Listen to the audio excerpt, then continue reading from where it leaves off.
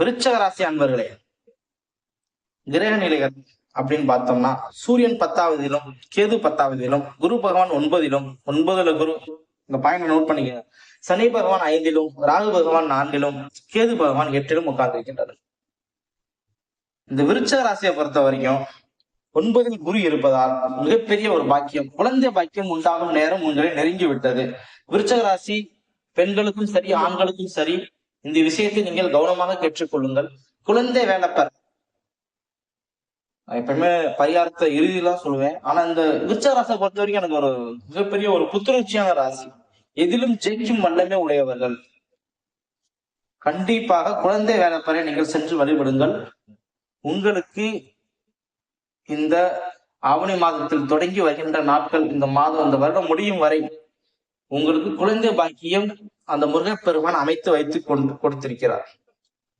விருச்சக ராசிக்கு அதிபதி செவ்வாய் பகவான், அதிலே முருகப்பெருமான் உச்சம் பெற்று இருக்கிறார். ராசியிலே எனக்கு மிக பிடித்த ராசி, ஒவ்வொரு வீடியிலும் சொல்லியிருப்பேன், எனக்கு விருச்சக ராசி என்று. கம்பீரமான ராசியும் கூட, தன்னம்பிக்கை, விடாமுயற்சி, இந்த இரண்டும் கலந்து உள்ள ராசி விருச்சக ராசி.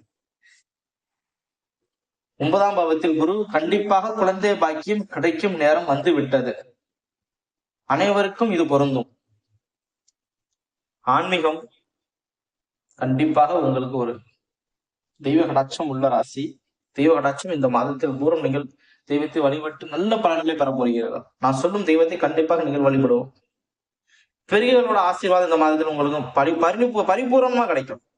கல்வியில் படிக்கிறவங்களுக்கு ஒரு மிகப்பெரிய அதிர்ஷ்டமான ஒரு எதிர்காலம் காத்து கொண்டிருக்கிறது. உயர்கல்வி மூலம் வெளிநாடு செல்பவர்களுக்கும் ஒரு அதிர்ஷ்டமான பயணம் காத்து கொண்டிருக்கிறது.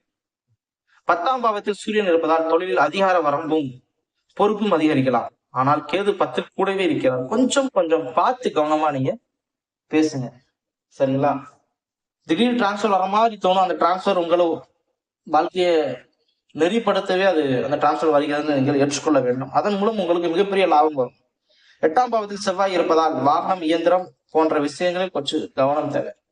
எங்கேயாவது போகும் வரும்போது கொஞ்சம் பார்த்து கவனமா போயிட்டு வாங்க. இதனுடைய அதிர்ஷ்ட எண்கள் அப்படின்னு பாக்குறப்போ 9, 3. அதிர்ஷ்டம் நிறம் மஞ்சள். அதிர்ஷ்ட திசை தெற்கு.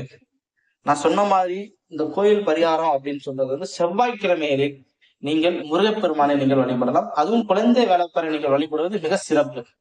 2வது, ஆஞ்சநேயருக்கும் நீங்கள் வழிபடலாம்.